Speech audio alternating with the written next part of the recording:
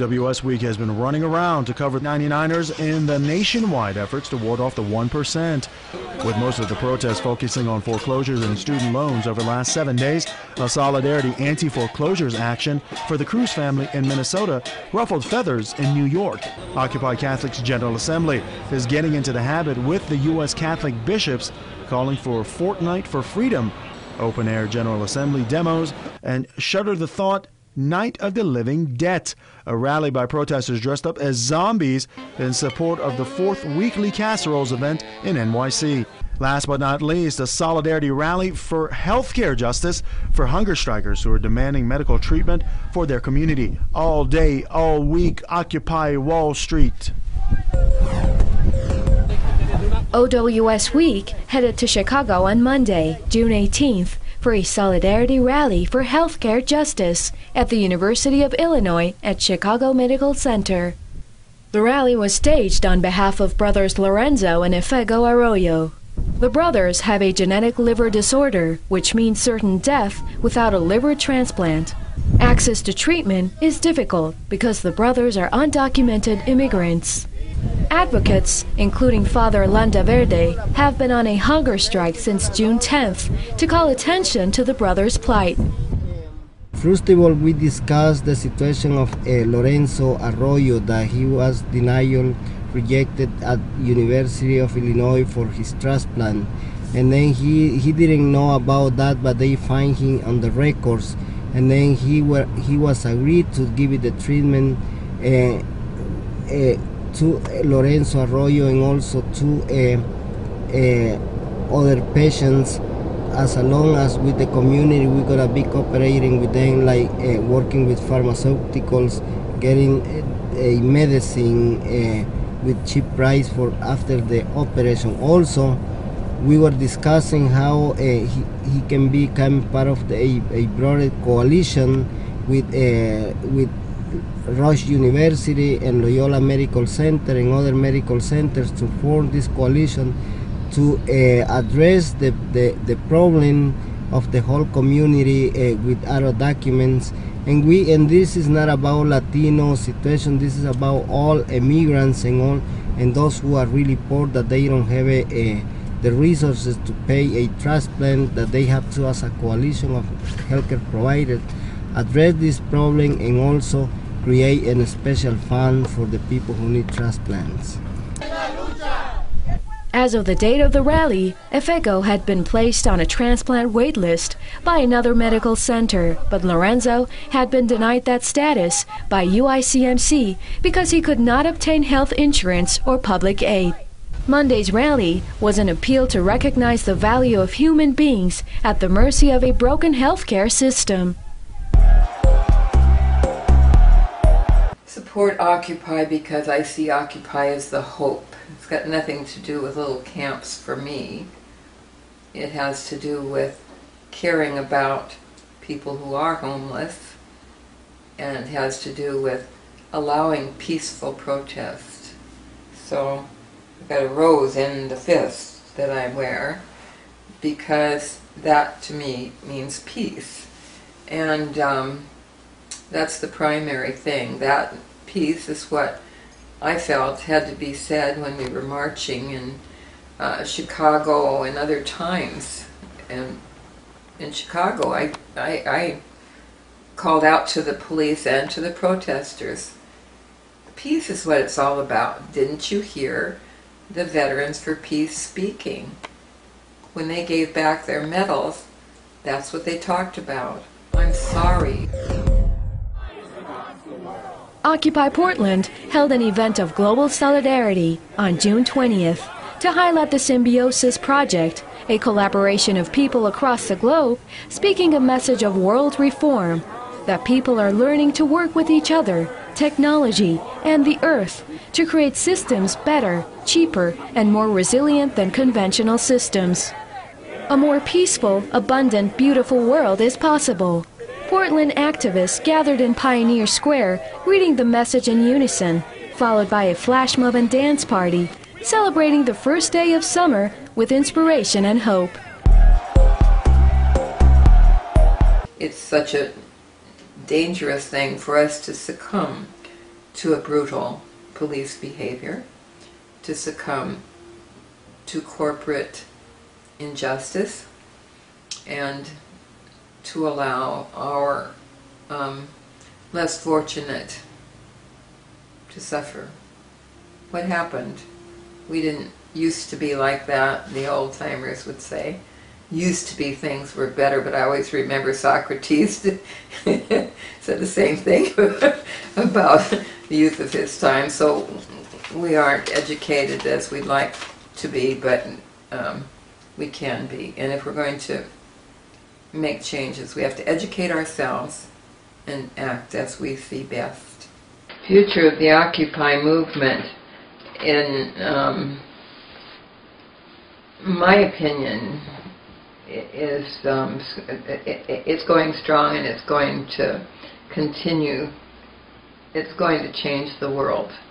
I'm not the only one that feels that way. From time to time I hear people say burnout. I hear people concerned that we will become burnt out.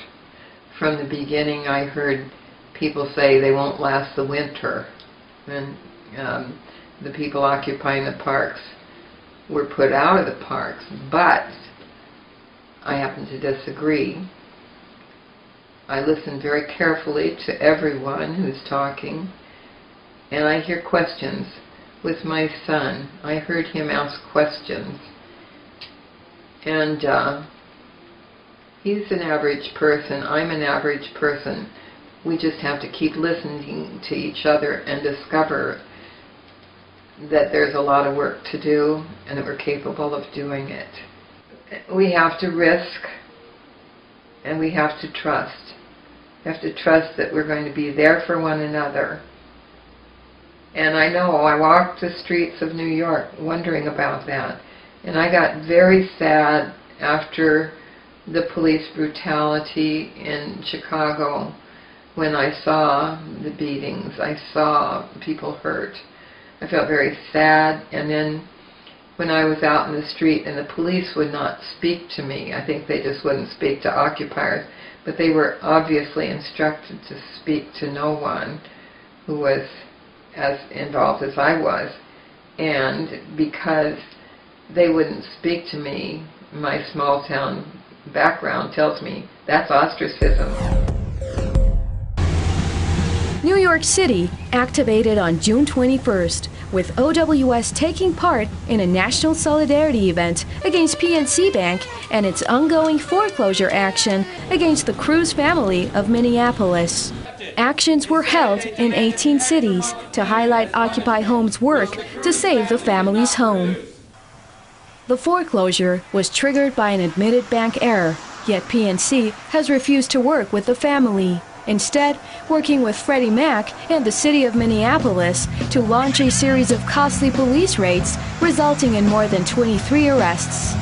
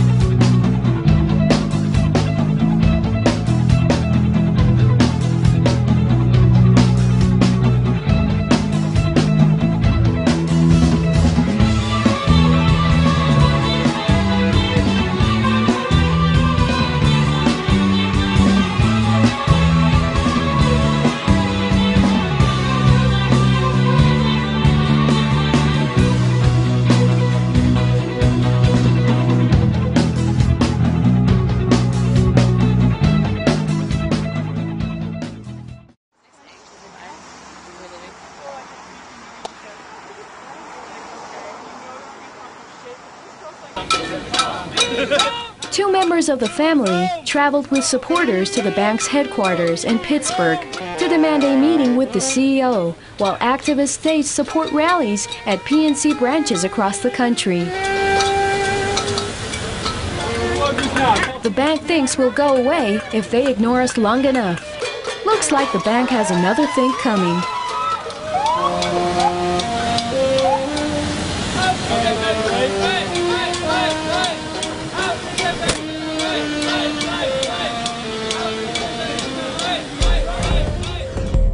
Hi, I'm Nicole Powers from Suicide Girls.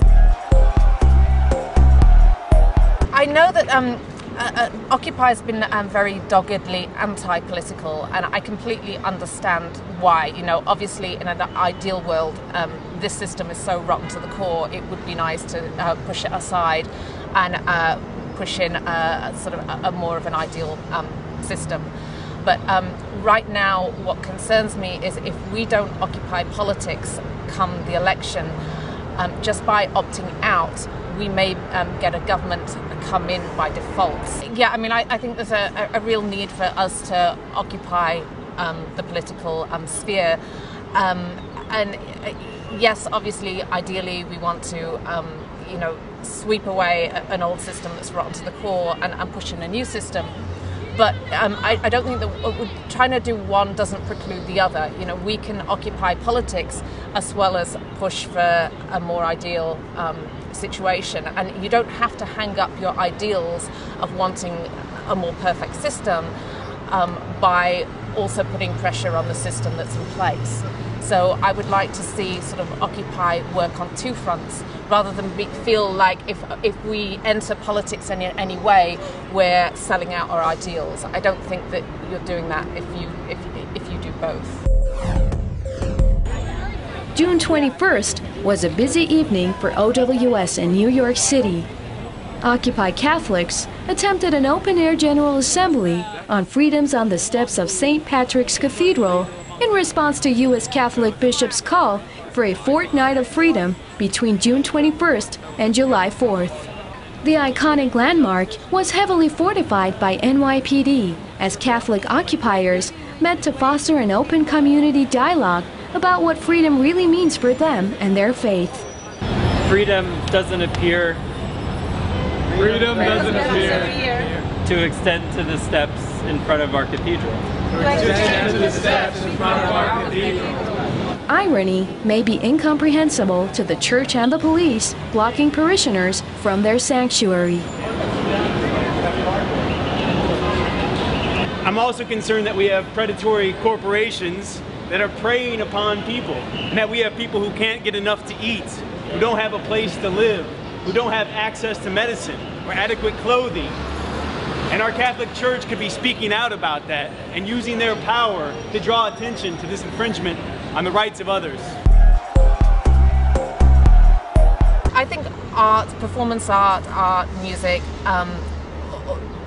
street theatre is important because it creates awareness, and it also creates a level of understanding. People can you can get through to people on a different level because their defenses are down when they're observing a piece of art or listening to a piece of music. So it's a much less confrontational way of sort of changing people's mind and opening people's eyes. But I also think that real change is going to happen through legislation, and like the what happened in New York recently, where actually a member of Occupy London, along with a group it was a 7-person class action, actually challenged Obama and challenged the legality of the NDAA with regards to the provisions for indefinite detention because of the chilling effects that it was likely to have on free speech. And the judge not only agreed with them and upheld that, when Obama's legal team appealed that, the judge turned him down. And I mean, you know, that was an action that was sort of born out of the Occupy movement. And, you know, that was a huge win. As are the actions where we're putting pressure on banks. You know, I mean, there's a lot of people that are in their homes today thanks to the occupiers that have shamed banks and also taken banks to court, and also just like doggedly occupied homes and said we're not leaving. And made banks realize. And, you know, I'm sure that sometimes they do a cost-benefit analysis of how much is it going to cost for them to get this home, how much bad publicity are they going to get versus the cost of leaving someone in a home.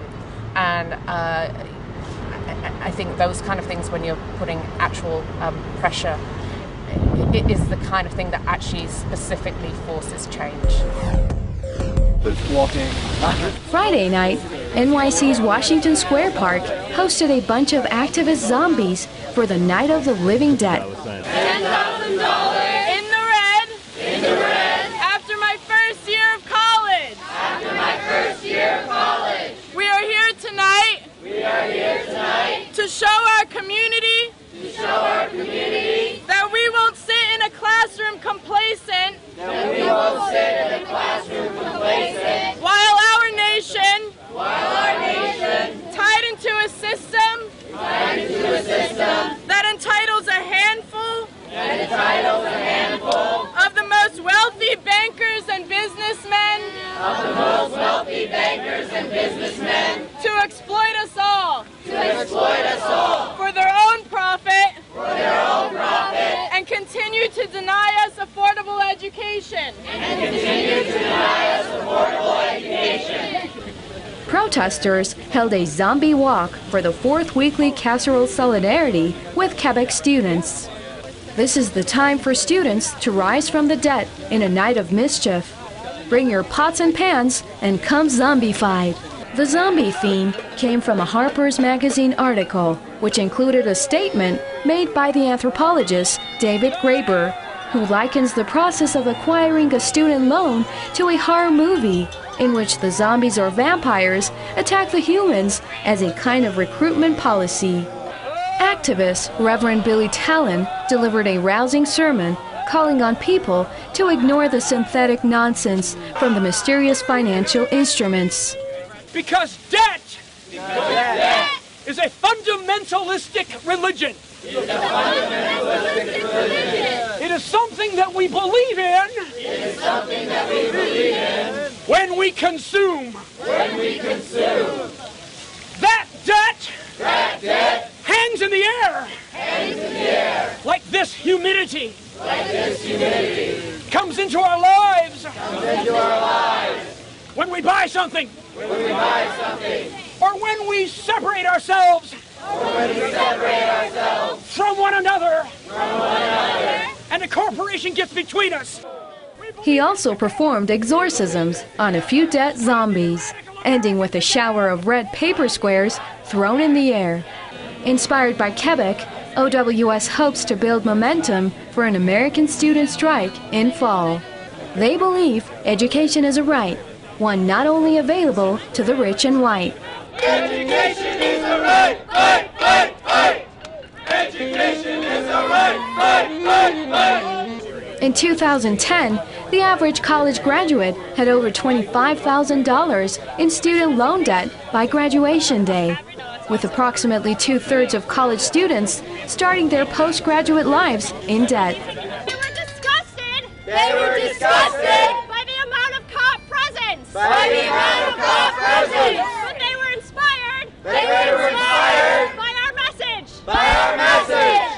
On July 1st, the interest rate on federally subsidized Stafford loans will double unless Congress takes action. NYC students have faced rising debt too long and have taken up the Quebec strike as a symbol of struggle for a system which provides everyone equal opportunity to achieve full potential. Their position is that debt equals slavery, education is liberation, and it is time to bring the infinite student strike to the United States, starting in New York City. So the 4th Casserole Solidarity Night was a fright, but nowhere close to the nightmare of outrageous tuition hikes in private and public education institutions that now burden millions of students with a national total of $1 trillion in student debt. That figure is more than total credit card debt in the U.S., which is quite a feat in the land of consumption. Go back on the sidewalk. What? This is why. This is on the sidewalk, sir. That side. You're with them, right? On the sidewalk. On the sidewalk. On the sidewalk. Mainstream media continues to trumpet the end of the Occupy movement, but this week has once again proven those reports to be premature and unfounded. OWS marches on with imagination, innovation, hard work, and dedication.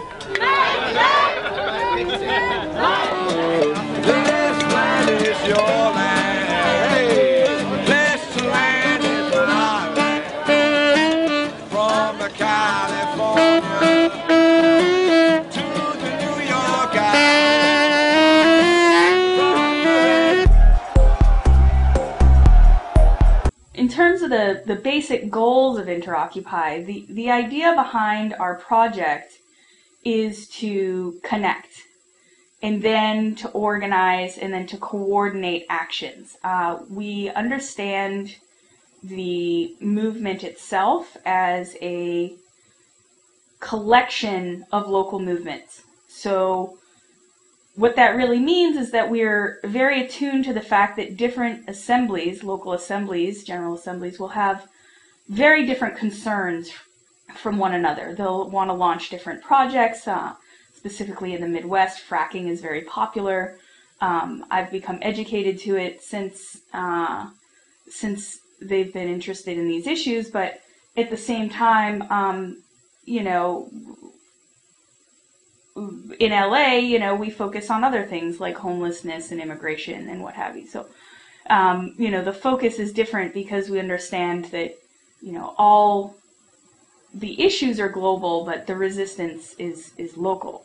One of the things that we really like doing are what we call Solidarity Sunday actions, and that's where if we notice during the week, you know, that a certain occupation, you know, if they tell us that they're suffering certain kinds of oppression or certain, you know, laws are trying to be passed, we'll call attention to it and try to get other occupations to do more distributed actions in other cities so that when something is going down in, for instance, Montreal, that they know that people in New York are with them and that are acting on their behalf. And those are good, but at the same time, it's a difficult thing to launch. You know, you really have to try to hustle to get the right people on the phone. You know, you launch the Twitter hashtag, and you hope that people glom on and step up. And so far, they've been pretty successful. It's been a lot of fun trying to organize that. We've also been sort of providing the communication services for different other national actions, trying to help out any occupation that is having sort of guests for the week or whatnot if there's a large protest in that area, so that we can coordinate these very distributed direct actions. And, you know, we understand ourselves as a network, so in that sense, we're not an organization. We're not there to say, this action is better than that action. What we actually try to foster is that the people who want to launch their actions feel a sort of mastery over the communication tools themselves. So we provide training for how to use the conference calling system. We provide space on our website for people to issue press releases or to develop actions. One of the things that we've been working on very diligently for the past few months is the national gathering in Philadelphia. And there have been a few people from InterOccupy that are very critical in the formation of that gathering. And that gathering is going to be very, very good for the movement because while it's not centered around a specific direct action, it's really centered around the idea of coordinating several direct actions in the future, as well as coordinating a vision of what we think this movement might look like.